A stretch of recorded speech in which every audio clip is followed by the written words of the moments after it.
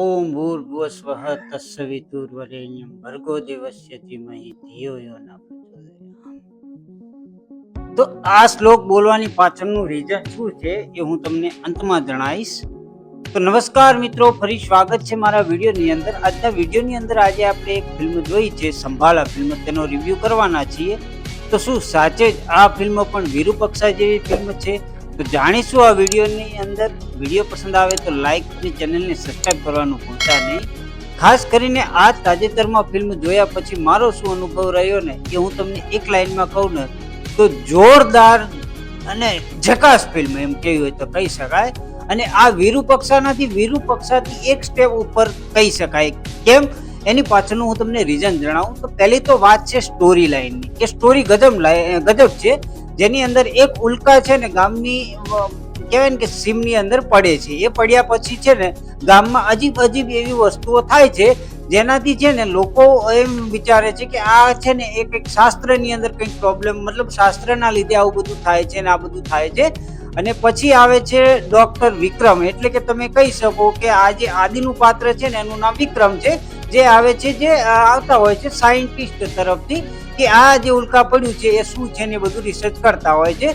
તો એ ટાઈપની આ સ્ટોરી છે. આની અંદર શું સાયન્સ છે કે શાસ્ત્ર છે એ આ ફિલ્મની અંદર જોરદાર રીતે બતાવેલું છે. હવે શું થાય છે કે ઉલ્કાપિંડ જ્યારથી પડે છે ત્યારે ગામમાં એકથી એક મર્ડર થઈ જાય છે, ખૂન થઈ જાય છે, મતલબ કહેવાય કે લોકો મરતા જાય છે. અને એ મરવાની પાછળનું રીઝન શું છે એ જાણશો ને તો તમે ચોંકી જવાનો છો.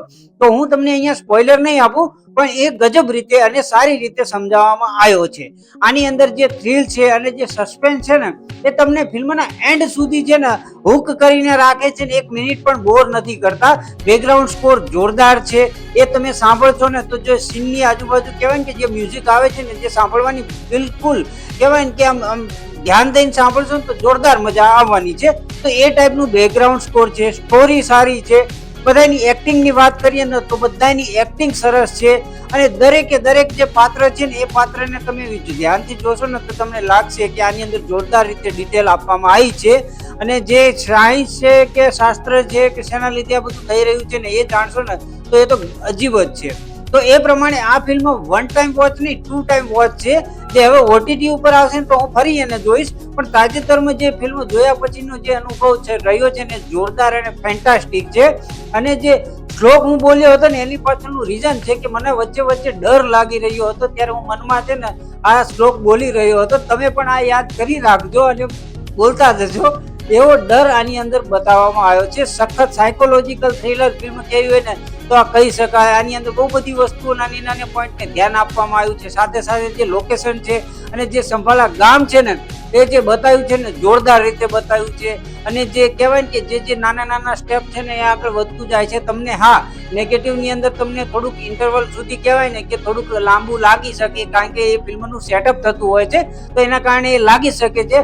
બાકી ઓલ ઓવર ફિલ્મની વાત કરીએ ને તો મસ્ટ વોચ ફિલ્મ છે, કે દરેકે આ ફિલ્મ જોવી જોઈએ. દરેકનું કામ સારું છે અને એ પ્રમાણે દરેક ફિલ્મની અંદર જે સીન મૂક્યા છે એ ઘણી બધી એવી ફિલ્મો હોય છે કે જેની અંદર આપણે કહેવાય ને કે પોઝિટિવ પોઈન્ટ ગોતતા હોય છે, પણ આની અંદર મારે નેગેટિવ પોઈન્ટ ગોતવો છે પણ જડતો નથી. ખાસ તો તમને શું લાગશે અને તમારા મતે કયો નેગેટિવ પોઈન્ટ કદાચ જોયું હોય ને તો એ કમેન્ટ કરતા જજો કે કયો નેગેટિવ પોઈન્ટ છે એ કમેન્ટ કરીને જરૂર જણાવજો. બાકી જો વિડીયો પસંદ આવ્યો હોય તો લાઈક અને ચેનલને સબસ્ક્રાઈબ કરવાનું ભૂલતા નહીં.